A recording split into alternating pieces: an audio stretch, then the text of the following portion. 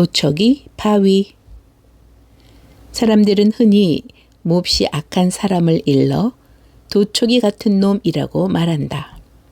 이는 옛날 중국 춘추 시대에 9천 명의 부하를 거느리고 나라 안을 휩쓸며 악한 짓을 한 유명한 도둑 도축에 비유하여 생긴 일종의 욕이다. 옛날 백제 서울 공주에 한 게으름뱅이 젊은이가 살고 있었다. 그는 어려서부터 아주 가난한 집에서 태어나 끼니를 굶기가 예사였다. 그러나 일할 생각은 안 하고 때가 되면 이 집 저 집 문정걸식을 하면서 자란 탓인지 그는 청년이 돼서도 놀면서 얻어먹으며 세월을 보냈다. 그런데다 그는 마음씨까지 아주 고약했다.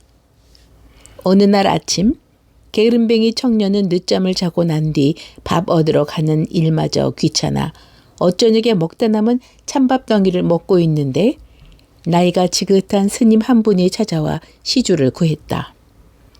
지나가는 객승입니다. 아침밥을 굶어 몹시 시장에서 그러니 밥을 좀 나눠주시면 고맙겠습니다. 딴 데 가서 알아보시오. 남는 밥이 있으면 뒀다가 점심은 내가 먹겠소.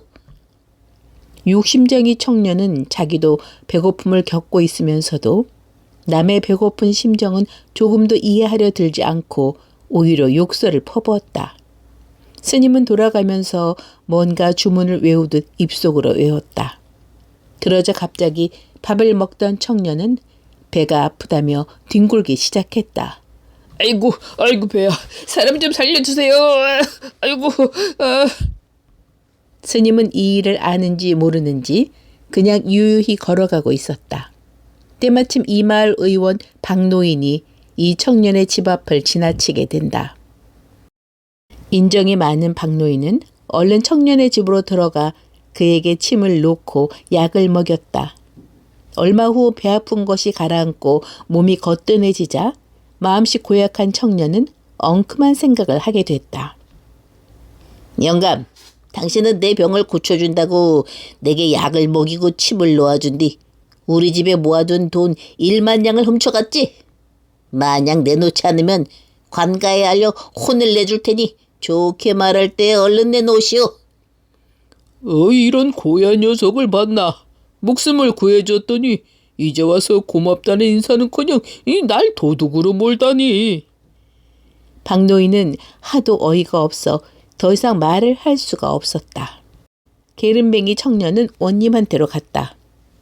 저는 비록 구걸을 해서 먹을지언정 얻은 돈을 아끼고 아껴 그간 만냥을 저축해서 저희 집 항아리 속에 넣어두었습니다.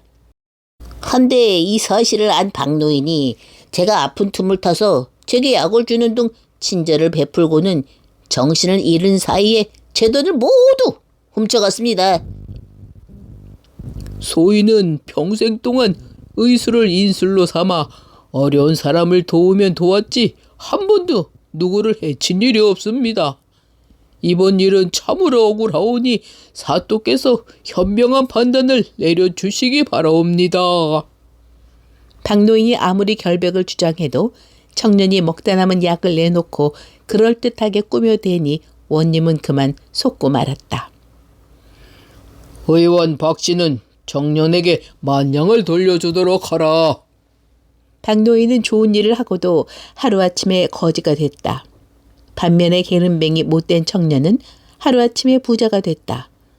청년은 좋은 집으로 옮겨 거드름을 피우며 살기 시작했다. 어려운 이웃에게 선심을 쓰는 채 이자 돈을 빌려주고는 제 날짜에 갚지 않으면 가산을 빼앗아 오는 등 날이 갈수록 심한 횡포를 부렸다. 좋은 집에서 잘 입고 잘 살게 된 게으름뱅이는 이제 장가가 들고 싶었다. 청년은 가세가 기울어져가는 이생원집 딸 달래에게 눈독을 들이기 시작했다. 성질이 급한 그는 직접 생원집을 찾아갔다. 소인 가진 것은 많지 않으나 이제부터 좋은 일을 하며 살고 싶습니다. 제가 가을 농사를 거둘 때까지 댁에서 필요한 식량을 태워드릴 터이니 부담 없이 받아주십시오. 이웃 마을까지 평이 좋지 않은 청년이 찾아와 뜻밖의 선심을 베푼다니 이생원은 어안이 벙벙했다. 제가 그냥 드린다면 어른께서 받지 않으실 테니 이자는 그만두시고 가을에 능력껏 상환하도록 하시지요. 무슨 속셈인가 싶어 사양하던 이성원은 살림이 워낙 궁색한지라 그만 청년 집에서 쌀 한 섬을 가져왔다. 보릿고개를 넘기고 여름이 지나 가을이 되니 청년은 빌려준 쌀 한 섬을 독촉했다. 그러나 워낙 어려운 살림에다 흉년까지 들어 생온 집에서는 갚을 길이 없어 내년으로 미뤘다. 정 안 되시겠으면 대개 따님을 저와 혼인토록 하여 주십시오. 막무가내인 청년의 생때에 이생호는 기가 막혀 말을 못했다. 이때였다. 밖에서 시주를 구하는 연불 소리에 문을 열어보니 얼마 전 청년 집에 왔던 노스님이 서 있었다. 놀란 청년은 주인을 제쳐놓고 스님 앞으로 달려갔다. 잘 만났어. 지난번 당신이 다녀간 뒤로 내가 죽을 뻔했는데 이번엔 또 나를 어떻게 해치려고 얘까지 쫓아왔어? 소승 몹시 시작하여 식사를 좀 부탁하려는 참이오. 거짓말 마시오. 청년은 재빨리 몽둥이를 높이 쳐들고는 스님을 향해 내리쳤다. 스님은 피할 생각도 않고 태연히 연불만 외울 뿐이었다. 그런데 이상하게도 스님을 향해 높이 쳐든 청년의 팔이 움직이질 않았다. 그 청년은 서서히 바위로 변하기 시작했다.